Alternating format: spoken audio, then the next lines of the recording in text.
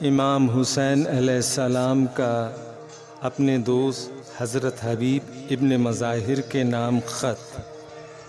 حبیب، سلام ہو تم پر، شاید تمہیں معلوم نہیں کہ ہم 2 محرم سے کربلا پہنچ چکے ہیں۔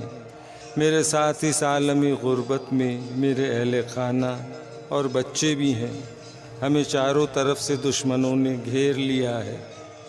اگر بے وطنوں کی مدد کرنا چاہتے ہو تو عصر عاشور سے پہلے کربلا پہنچ جانا، ورنہ عصر قیامت ملاقات ہوگی۔ والسلام، تمہارا بچپن کا دوست حسین بن فاطمہ۔